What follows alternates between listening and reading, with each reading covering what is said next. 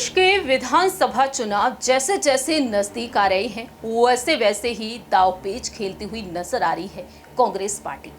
कर्नाटक के विधानसभा चुनाव में कांग्रेस ने प्रचंड जीत हासिल की और इस प्रचंड जीत को हासिल कर लेने के बाद अब कांग्रेस ने दावा ये किया है कि मध्य प्रदेश में भी वह जीत हासिल करके दिखाएगी। कांग्रेस नेता राहुल गांधी ये साफ कर चुके हैं कि 150 विधानसभा सीटों पर कांग्रेस जीत हासिल करके दिखाएगी। लेकिन दूसरी ही तरफ यहां पर रणनीतियां बन रही हैं गृह मंत्री अमित शाह के नेतृत्व में। जी हां, बीजेपी खेमे की तरफ से देखा जा रहा है कि गृह मंत्री अमित शाह के नेतृत्व में रणनीतियां बनाई जा रही हैं। उनके मार्गदर्शन में इन विधानसभा चुनाव की तैयारियां जोरों शोरों से की जा रही हैं और इसी को देखते हुए मध्य प्रदेश के पूर्व मुख्यमंत्री कमलनाथ और दिग्विजय सिंह भी सियासी बिछाद बिछाना शुरू कर चुके हैं। नमस्कार, मैं प्रांशी राठौर और आप देख रहे हैं नेक्स्ट 9 न्यूज। दरअसल आपको बता दें कि यहाँ पर चुनावी विस्तार बिछाने के लिए अमित शाह माइक्रो मैनेजमेंट की एक अलग ही विधा पर काम कर रहे हैं। वहीं दूसरी ही तरफ उनकी इन रणनीतियों को देखते हुए कमलनाथ और दिग्विजय सिंह भी लगातार यहां पर सियासी बिछाद बिछाने में जुटे हुए हैं। जहां एक तरफ वह केंद्रीय मंत्री ज्योतिरादित्य सिंधिया को बड़ी बड़ी चुनौतियां दे रहे हैं। उनके गढ़ ग्वालियर चंबल संभाग में पहुंचकर उन्होंने गुपचुप तरीके से बैठकें की और इन बैठकों का नतीजा ये निकला कि बीजेपी के कुछ नेता कांग्रेस खेमे में भी शामिल हो गए। ग्वालियर चंबल संभाग जो ज्योतिरादित्य सिंधिया के लिए गढ़ माना जाता है, जहां से वह देखा जाए तो ग्वालियर के वह महाराज कहे जाते हैं और अब देखा जाए ज्योतिरादित्य सिंधिया की मुश्किलें इस वजह से बढ़ रही हैं क्योंकि उनके समर्थक उनका साथ छोड़कर कांग्रेस में वापसी कर रहे हैं। तो ऐसे में इस सियासी बिछाद पर अगर रुख किया जाए तो क्या कुछ रणनीतियां यहां पर सामने आती हैं, आखिरकार राजनीतिककारों का क्या कुछ कहना है इस मामले पर, यह आपको बताते हैं। दरअसल आपको बता दें कि यहां पर अमित शाह के मार्गदर्शन में तैयारियां जोरों शोरों से चल रही हैं। ज्योतिरादित्य सिंधिया को कोई बड़ी जिम्मेदारी नहीं दी गई और उसी तरह से उनके करीबी कैलाश विजयवर्गीय पर भरोसा और केंद्रीय मंत्री नरेंद्र सिंह तोमर को बड़ी भूमिका में रखकर अमित शाह ने अपने नेताओं कार्यकर्ताओं को बड़ा संदेश दे दिया है। वहीं दूसरी ही तरफ देखा जा रहा है कि कांग्रेस महासचिव प्रियंका गांधी वाड्रा आगामी विधानसभा चुनाव को मद्देनजर रखते हुए लगातार चुनावी प्रचार में जुटी हुई है। कांग्रेस की तैयारी मालवा निवाड़ क्षेत्र के तहत आने वाली 66 सीटों में बड़ी सेंध लगाने की है।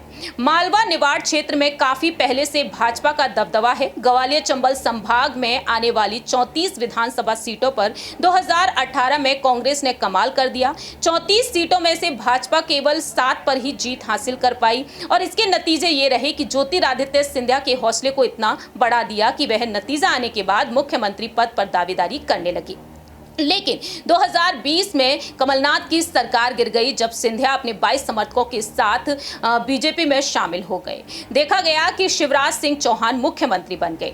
अब देखा जाए कुछ ऐसी सीटें हैं कांग्रेस के सिवा दूसरे उम्मीदवार का खाता नहीं खुला है। ये क्षेत्र की वही 34 विधानसभा सीटें हैं जहां पर सिंधिया का दबदबा माना जाता है। लेकिन अब खबरें आ रही हैं कि मतदाता भाजपा और सिंधिया से खुश नहीं है। ज्योतिरादित्य सिंधिया के कई समर्थक उनका साथ छोड़कर कांग्रेस खेमे में वापसी कर रहे हैं और इसे देखते हुए यहां पर देखा जाए तो केंद्रीय मंत्री नरेंद्र सिंह तोमर को बड़ी जिम्मेदारी सौंप दी गई है। वह नरोत्तम मिश्रा भी यहां पर सक्रिय हैं, तो अमित शाह को यहां पर इन नेताओं पर भरोसा है।